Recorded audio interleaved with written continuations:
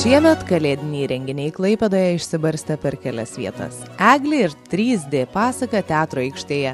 Kalėdiniai saldumynai ir gardumynai Dangės krantinėje prie miesto rotušės.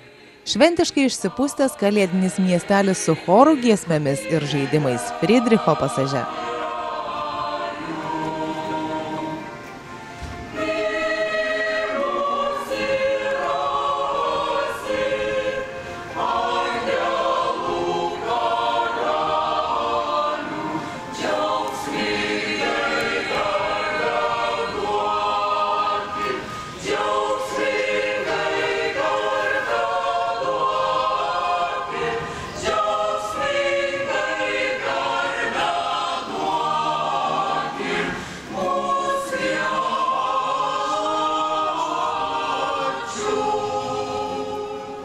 Jonų bažnyčios vietoje unikalus šviečiantis kubas, sujungiantis dvi bažnyčias, dvi krikščionybės šakas – vakarų ir bizantiškąją.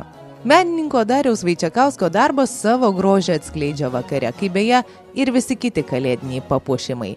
Temstant atrodo kur kas geriau nei saulėtą dieną vėjui vakariui genant net mintis apie sniegą ir šaltį. Šventės nuotaika uostamiestyje jausis kaip ir dera iki 3 karalių, tačiau stebuklingą kalėdų pasaką ant teatro sienos galėsite pamatyti dar 3 dienas per pačias kalėdų šventes.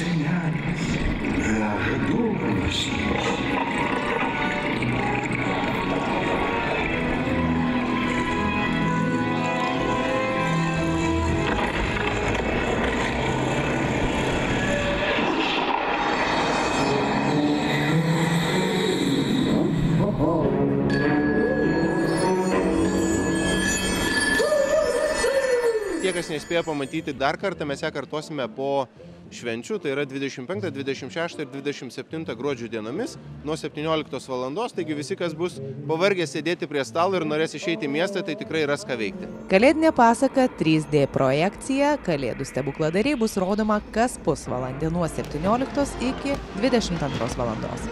Su Vilniumi, Kaunu ir kitais miestais dėl Kalėdų sostinės titulo Klaipėda nesivaržo, nes ji turi kitą idėją.